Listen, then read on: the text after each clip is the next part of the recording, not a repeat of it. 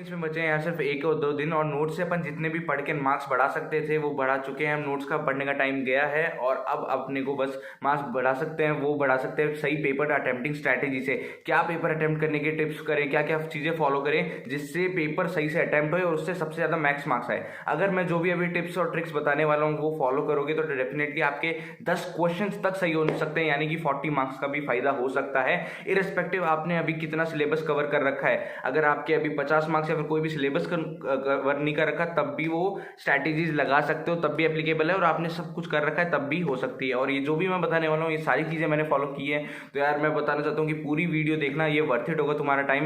And चलो शुरू करते हैं। मैं हूँ Akash Ramot from IIT Roorkee, first year student, and मैं ऐसी वीडियोज़ लाता रहता हूँ JEE मेंस एडवांस में। तो यार अगर तुम्हें ऐसा ही कंटेंट चाहिए तो यार, और ये वीडियो यूजफुल लगे तो प्लीज़ यार सब्सक्राइब कर देना। ओके स्टार्ट करते हैं। फर्स्ट पॉइंट, तो फर्स्ट पॉइंट है कि तुम मतलब कि सबसे पहला है कि तुम्हें वो पार्ट सॉल्व करना है जिसमें तुम कॉन्फिडेंस आए, जो तुम्हारा सबसे ज्यादा सॉल्व हो, जिसमें तुम्हारे सबसे ज्यादा क्वेश्चन बनते हो। फिजिक्स, केमिस्ट्री, मैथ्स, इन तीनों सब्जेक्ट में से कोई तुम्हारा फेवरेट सब्जेक्ट होगा और कोई होगा तुम्हारा स्ट्रॉन्ग। दोनों में कभी कभार डिफरेंस भी हो जाता है, जैसे कि मेरा फेवरेट सब्जेक्ट हुआ करता था फिजिक्स, लेकिन जिसमें मेरे ज्यादा मार्क्स आते थे वो होता था केमिस्ट्री। तो दो डिफरेंट चीजें हो गई। तो तुम्हें देखना है कि जिसमें सबसे ज्यादा मार्क्स आते हैं, क्योंकि जिसमें सबसे ज्यादा तुम्हारे क्वेश्चन हिलेंगे उतना ही ज्यादा तुम्हारा कॉन्फिडेंस बनेगा शुरुआत में। और शुरुआत में कॉन्फिडेंस बनाना बहुत ज्यादा इंपॉर्टेंट है, क्योंकि अपन जैसे एग्जाम में बैठते हैं, स्टार्ट करने से पहले अपने अंदर बहुत सारे प्रेशर होते हैं, बहुत सारी चीजें चल रही होती है, लेकिन अपन जैसे अपने फेवरेट सब्जेक्ट पे स्विच करते हैं और कुछ क्वेश्चन बनने लग जाते हैं तो दिमाग का इंजन गर्म हो जाता है, एंड फिर अपन वो एग्जाम टेम्पर में जो अपन घर पे बैठे रहते हैं उसमें आ जाते हैं और फिर अपन फ्लो में आ जाते हैं। तो वो करना जरूरी है। अगर आपने वो सब्जेक्ट चुना मतलब कि जो आपका वीक है और उसमें क्वेश्चन नहीं बन रहे, तो यार नर्वसनेस बढ़ती है और एग्जाम में हो सकता है बैकफायर कर जाए, एंड बाद में मतलब ये भी हो सकता है कि आगे जो क्वेश्चन होने थे वो भी ना होए, एग्जाम में इतना प्रेशर होता है। तो सबसे पहले ये करना है। सेकेंड टिप है कि 4 स्लॉट्स में डिवाइड करना है।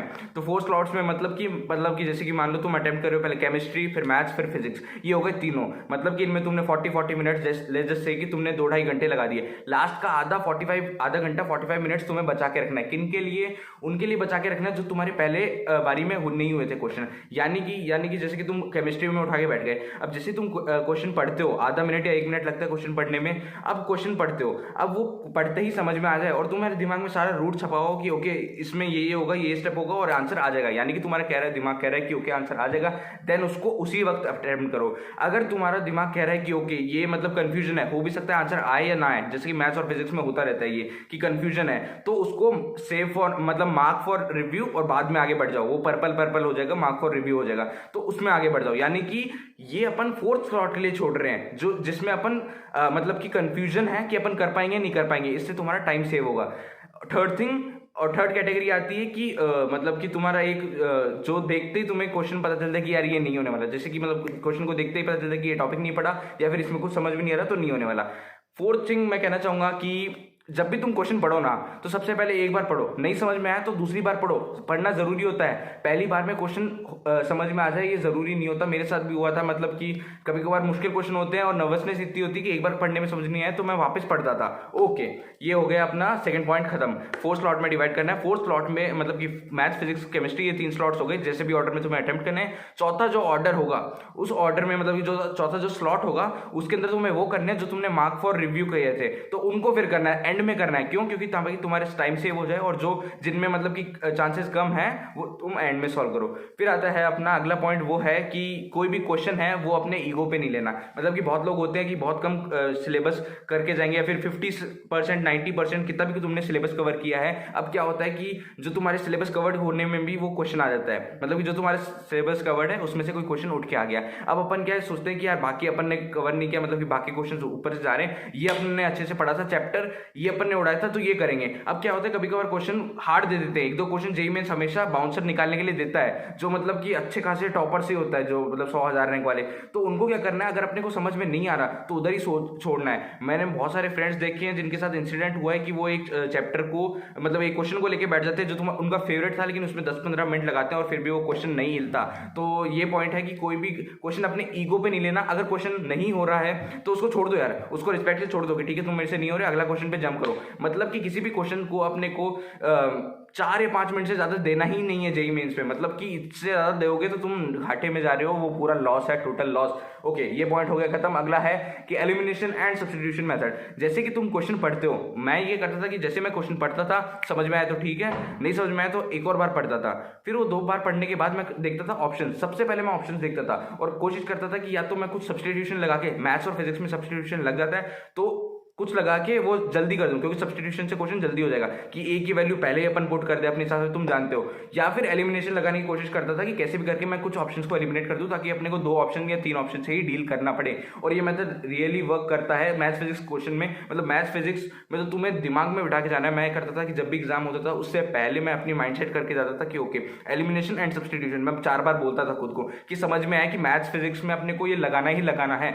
और मैं आपको सही बताऊं तो मतलब कि जितने भी क्वेश्चन मैंने अटेम्प्ट किए थे जेईई मेन सितंबर में, उसमें से मैं आधे क्वेश्चंस में मैथ्स और फिजिक्स में तो मैं सबसे पहले ऑप्शंस हटा रहा था या सब्स्टिट्यूट कर रहा था। मतलब कि मैं सीधा क्वेश्चन पे नहीं टूट रहा था, मैं पहले ऑप्शन हटाता हूं और फिर क्वेश्चन करता था। ओके, अगला पॉइंट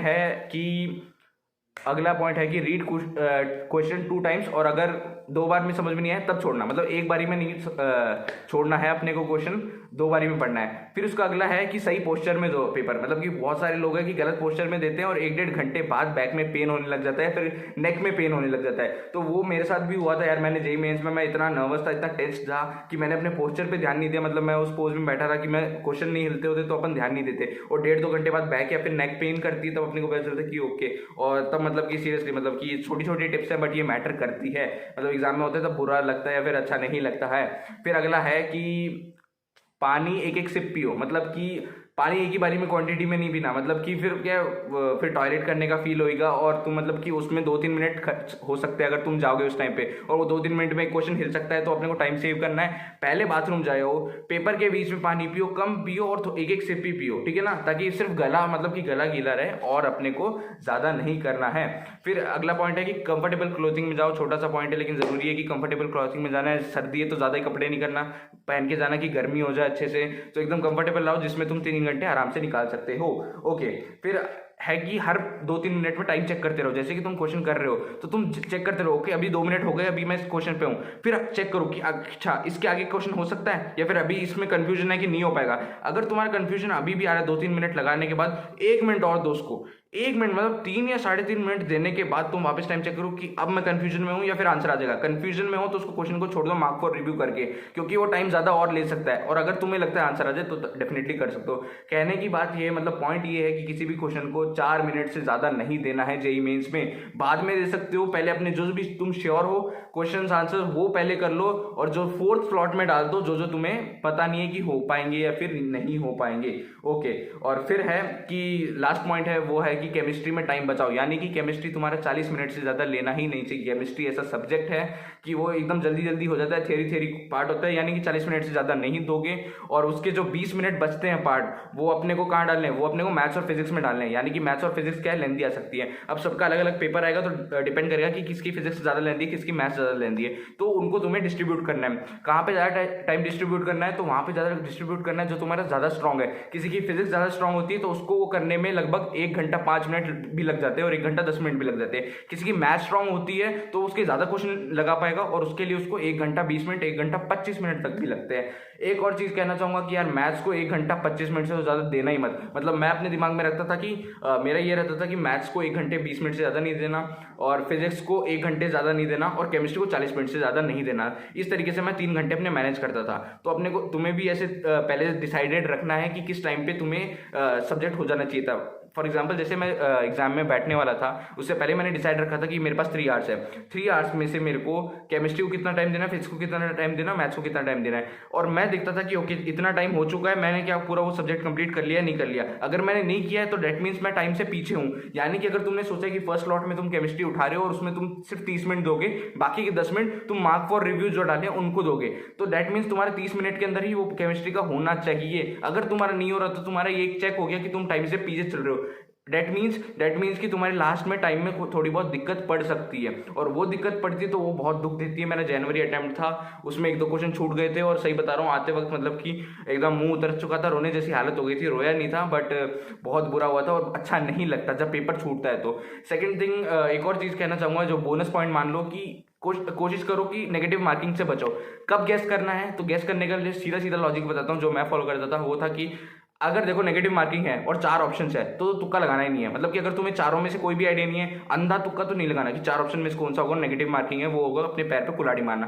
अगर मान लो तुम्हें एक ऑप्शन तुमने एलिमिनेट कर दिया कैसे तैसे, तुम्हें लग रहा है कि ओके इन 3 में से हो सकता है क्या, तब तुक्का मारे तो तब भी यार तुम्हें मतलब बहुत ज्यादा रिस्क होती है, और तब भी मैं रिकमेंड नहीं करता तुक्का मारना। मैं तो जेईई मेंस में नहीं मारता था। अगर मेरे को 3 ऑप्शन में कोई गेस वर्क लग रहा है कि यार इन तीनों में से ही होगा और +4 -1 है, तो भी मैं तुक्का नहीं मारता, क्योंकि अच्छे चांसेस है गलत हो जाए। मैं तुक्का मारता था जब 2 में हो, मतलब कि मैंने जैसे तैसे 2 ऑप्शन एलिमिनेट कर दिए, 2 ऑप्शन है मेरे पास तो उन दोनों में से तुक्का मारना है तो डेफिनेटली मारना है यार। +4 -1 है बट फिर भी स्टैट्स कहती है, प्रोबेबिलिटी कहती है, तुम देख लो यार कि अगर तब भी तुम 2 में तुक्का मारोगे, 2 क्वेश्चन में मारा, 1 क्वेश्चन में गलत गया, 1 क्वेश्चन में सही गया, ठीक है ना, तब भी एक में +4 -1, आगे क्या बचा +3, तो यानी कि तुम्हारा फायदा ही मिल रहा है। डेट मीन्स कि तुम्हें 2 ऑप्शन हो तभी गेस वर्क करना है, ऐसे गेस वर्क नहीं करना है। नेगेटिव मार्क्स बहुत ज्यादा खा जाते हैं और रुला देते हैं।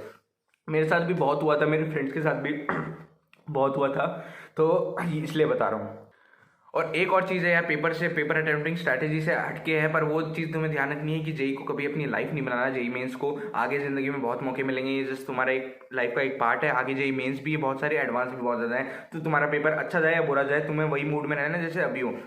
हताश नहीं होना है, ना ही खुश होना है ज़्यादा, एकदम सही रहना है। और इवन मतलब कि लास्ट के 1-2 दिन बचे तो नर्वस वगैरह मत रहना, एंग्जाइटी वगैरह मत लेना, यूट्यूब के आसपास मत जाना, रिलैक्स करना, कूल रहना, हॉबी फॉलो करना जो तुम्हें 1-2 घंटे हैं लास्ट डे, स्पेशली 2-3 घंटे से ज़्यादा नहीं पढ़ना, सुबह ही पढ़ना है, दोपहर शाम को मस्ती करना, और लिरिकल गाने नहीं सुनना, जो मैं पिछली वीडियो में बताया था वही बता रहा हूँ एक बार वापस रिवाइज कराने के लिए तुम्हें कि क्या क्या करना है क्या क्या नहीं करना है। पेरेंट्स के साथ टाइम बिताना, दोस्तों के साथ बातें मत करना, क्योंकि मैंने तुम्हें पहले ही बताया था कि अगर उनको ज़्यादा आता है तो अपन अंडर कॉन्फिडेंट फील करते हैं, उनको कम आता है तब अपन थोड़ा लगते हैं कि यार अपने ज़्यादा आ जाएंगे, अपन ज़्यादा एक्सपेक्ट करने लग जाते हैं जेईई मेन से। तो सबसे पहली बात है कि एक्सपेक्ट कुछ मत करना, अभी तुम एक्सपेक्ट कुछ भी मत करना कि मैं इतनी परसेंटाइल एक्सपेक्ट कर रहा हूँ। बस ये देखना कि मैं अपना पेपर बेस्ट दूंगा, एक्सपेक्ट नहीं करना चाहिए, क्योंकि अगर एक्सपेक्टेशन से मतलब कम आते हैं ना तो बहुत ज़्यादा बुरा लगता है, होप्स टूट जाती है, शैटर हो जाती है, और तब अच्छा नहीं लगता है। तो अभी तक परसेंटाइल का कुछ वगैरह टारगेट मत देना, अपना बेस्ट देना है। जब भी पेपर हो रिलैक्स जाना है, टाइम से पहुंचना है, सब कुछ टाइम से फॉलो करना है। लास्ट में भसड़ नहीं फैलनी चाहिए